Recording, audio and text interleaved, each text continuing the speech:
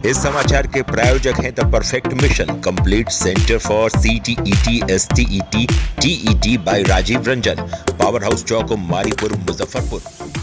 मधुबनी नरसंहार में अब एक नया मोड़ आया है। परिवार के लोग अब आमरण अनशन पर बैठ चुके हैं।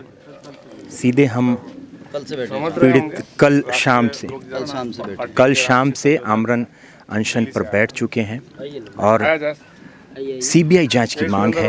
बहुत सारी ऐसी मांग हैं। सीधे हम इनके पिताजी से, पूर्व सैनिक जी से बात करेंगे कि आगे क्या सरकार से मांग है इनकी। आप आमरण अनशन पर बैठ चुके हैं, इतनी बड़ी त्रासदी हो चुकी है आपके साथ, 3 चिराग बुझ गए, अब क्या सरकार से चाह रहे हैं? क्या मांग? सरकार से मैं चाह रहा हूँ, सरकार से मेरा यही मांग है जो इसका सही न्याय मिले और यूपी में जैसे अपराधियों को इनकाउंटर किया जाता है वैसे इनकाउंटर किया जाए। यहाँ के थाना प्रभारी और DSP को डिस्चार्ज करके 302 की मुकदमा चला करके उनको जेल में जो है बंद किया जाए और यहाँ के SP जो है उसको इमीडिएटली जो है सो यहाँ से हटाया जाए। पुलिस पर आपको विश्वास नहीं है? पुलिस की नहीं सर, CBI की जांच CBI की जांच। और यहाँ के जो संरक्षक मंत्री या विधायक हैं, जो भी विधायक हैं, उनके बीच जो साठ घाट का चर्चा चल रहा है, बड़ी जोरों पर है, जो सच है और उसका प्रूफ भी सामने आ रहा है। उसकी साठ घाट का जो है सो उच्च स्तरीय जांच किया जाए, या CBI हो या हाईकोर्ट की न्यायाधीश से जांच कराया जाए, तो बिल्कुल स्पष्ट सच्चाई सामने आ जाएगा। और बस दूध का दूध, पानी का पानी, और न्याय चाहते हैं परिवार के लोग, और पूरा बिहार देश के लोग चाह रहे हैं। ऐसा नहीं कि सुरेंद्र राव को तो जरूरी है, इनको न्याय जरूरी है, पर इस तरह का जरूरी है, पूरा देश के लोग यह चाह रहे हैं कि सच्चाई सामने आवे। ये साधारण बात नहीं है, मंत्री विधायक का कहानी है। अच्छा, एक चीज, नीतीश जी नहीं आए हैं, नरेंद्र मोदी जी आएंगे, शेर सिंह राणा जी भी हैं, इनसे भी हम सीधे बात करेंगे। आज आए हैं पीड़ित परिवार से मिलने, क्या मांग करेंगे सर? जी देखिए, सबसे पहली जो आज के समय की मांग है वो ये है कि जो पीड़ित परिवार है उनको जो न्याय की कैटेगरी जिसको हम मानते हैं कि जो हत्यारे हैं, तो उनको सज़ा तो सिर्फ मौत की मिलनी चाहिए, इसके अलावा तो कोई सज़ा उनके लिए बैठती नहीं है।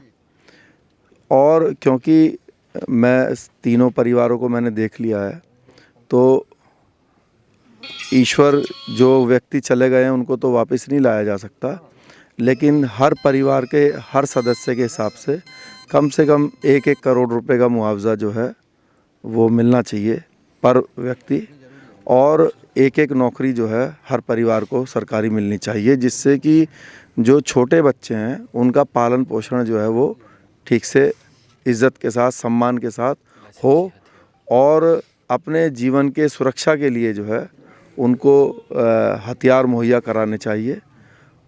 ये जो हत्यारे हैं, देखिए आज हम लोग बहुत दूर से बहुत सारे व्यक्ति आ रहे हैं, अभी भी 100 लोग हमारे साथ भी आए हैं और हज़ारों लोग इससे पहले भी आ चुके हैं।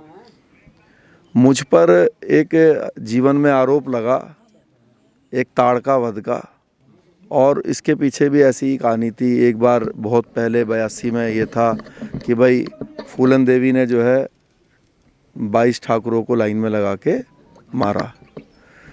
तो मैं ये नहीं चाहता कि समाज के अंदर ताड़का वध की तरह कोई रावण वध करके अपने जीवन के 15 साल 20 साल जेल में बिताए। इसलिए कानूनी रूप से उन लोगों को, या तो उनका, अगर हम लोग सत्ता में होते तो बिना किसी संकोच के मैं बोलता हूँ कि अब तक उनका एनकाउंटर होके उनको सही जगह पर भेज दिया जाता। लेकिन दुर्भाग्य है कि आज हमारे पास वो ताकत नहीं है।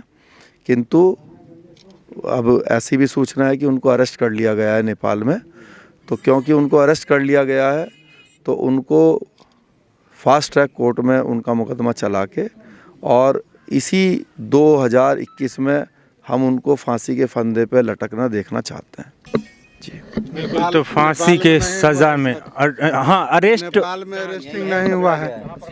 ये विनोद नारायण झा के घर में बेनीबाद के पास अरेस्ट धरा है। आरोपियों को अरेस्ट किया गया है, इस पर भी हम इनसे बयान लेंगे। शाम जब धरने पे यहाँ बैठे हैं भूख हड़ताल पर, जब कल शाम परिवार यहाँ बैठा है भूख हड़ताल पे 6 बजे से, जब मीडिया के और आप लोगों के माध्यम से इन्हें सूचना पहुँची है, तब ये रात षड्यंत्र रचा गया है कि वो यहाँ दरभंगा में पास में ही जो यहाँ मिश्रा जी जो विधायक जी हैं उनके आवास पर इसकी वो इनको पकड़ के लेके आए हैं। और गिरफ्तारी की जो चर्चा जो फैलाई है मुहिम, वो नेपाल की फैलाई है, झूठी खबर है।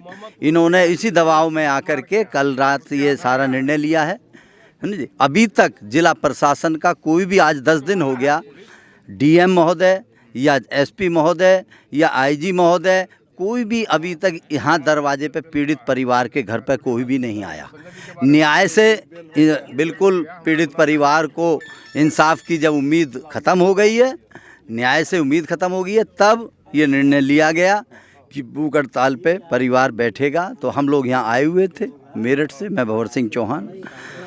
हम लोग जब यहाँ स्थिति को देखा तो हम लोग यहाँ भूख हड़ताल पर हम बैठे हैं कल से, अंजल त्याग करके। अभी बच्चे आज वो पूजन है वो करने अंदर गए, हम सब लोग यहाँ सुबह कल शाम से बैठे हैं, यहीं रात बिताए हैं इसी पंडाल में। ठीक है, हमारी मांग जो है, जो माननीय मुख्यमंत्री जी को 4 दिन का अल्टीमेटम दिए हैं, अगर 4 दिन में हमारी मांगों को, पीड़ित परिवार की मांगों को नहीं माना गया तो पीड़ित परिवार माननीय मंत्री जी के बंगले के सामने आत्मदाह करेगा। क्योंकि जब हम उनके सरपरस्ती खत्म हो गई, जब कोई रहा ही नहीं है, तो उन बच्चों को 1.5 साल का बच्चा, 2.5 साल का बच्चा, 4 साल का बच्चा कौन उनकी परवरिश करेगा, उनकी पेट का, उनका पालन पोषण का कौन देखेगा। तो इससे तो पीड़ित परिवार ने निर्णय लिया है कि 4 दिन बाद आत्मदाह करेंगे, अगर इन्होंने, सरकार ने न्याय नहीं दिया और सरकार ने हमारी बातों को नहीं सुना। एक सवाल उठता है, विपक्ष की तरफ से लोग आ गए, क्या सरकार की तरफ से या नीतीश कुमार जी की तरफ से आपके पास कोई आया है उनका आदमी, या कुछ संवेदना संदेश मिला है आपको? कोई नहीं जी, आए थे संजय सिंह साहब, वो आश्वासन दे के गए सब कुछ होगा, उनके अलावा कोई नहीं आए हैं जदयू से जी। तो क्या आप अब आखिरी मांग, आपने 4 दिन का जैसे अल्टीमेटम दिया, उसके बाद आप सीएम आवास के पास जाकर बैठेंगे, आत्मदाह की भी बात आप कर रहे हैं, अब क्या कहना चाहेंगे आखिरी बार मुख्यमंत्री नीतीश कुमार?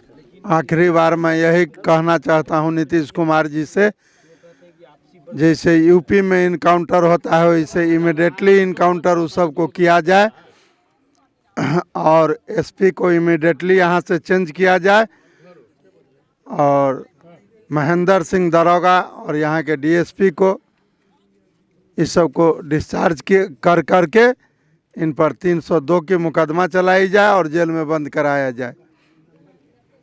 डिस्चार्ज तो इमीडिएटली इनका करे। देखिए आज 10 दिन हो गया ताकि डीएसपी को और एसपी दोनों को मुअत्तल किया। आज 10 दिन हो गया है, सरकार की तरफ से छत्री जी मुअत्तल से सर मैं खुश नहीं हूँ, बैकफुट पे खड़ा कर दिया गया है। ये आर्मी के रिटायर्ड ऑफिसर हैं, रिटायर्ड आर्मी मैन हैं, इसीलिए अभी इतना कुछ बोल पा रहे हैं। आम इंसान होता तो 3 चिराग बुझने के बाद, घर के 3 लाल खत्म होने के बाद बोल नहीं पाता, ऐसे बैठ नहीं पाता। ये आर्मी का जवान है, देश के लिए इन्होंने लड़ाई लड़ी है और आज ये अपने इंसाफ की गुहार लगा रहे हैं बिहार सरकार से। स्पीडी ट्रायल, जैसा कि बहुत लोगों ने बताया भी है कि स्पीडी ट्रायल करके और आरोपियों को जल्द से जल्द उसकी सज़ा दिलवाई जाए। सीबीआई जांच की भी मांग कर रहे हैं, क्योंकि पुलिसिया जांच जो है वो उन पर विश्वास नहीं है। अपराध जिस चरम पर है वो आप बिहार में देख सकते हैं, और एक तरीके से 5 लोगों की हत्या दिन दहाड़े, जब देश होली मना रहा था, इस गांव में खून की होली खेली जा रही थी। तो कहीं ना कहीं आमरण अनशन पर है। 4 दिन का अल्टीमेटम जो कि इन्होंने सरकार को दिया है, और उसके बाद बहुत ऐसा कुछ आखिरी करने की सोच में है जो बहुत कुछ और करवा सकती है। तो अभी मुकेश चौरसिया की रिपोर्ट आप देख रहे थे मधुबनी बेनीपट्टी मोहम्मदपुर गांव से। आखिर बिहार के पंचायत चुनाव का क्यों है इतना महत्व?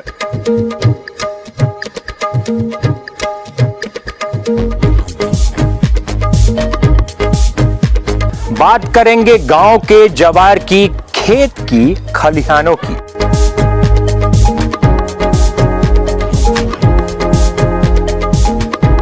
हम जानेंगे आपसे और आपके जनप्रतिनिधियों से आपके पंचायत का विकास का हालचाल।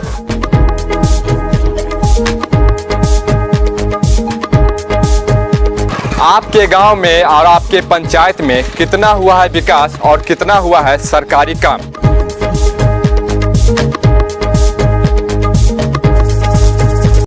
तो हम आ रहे हैं आपके गांव, आपके पंचायत, लेने विकास का हिसाब किताब।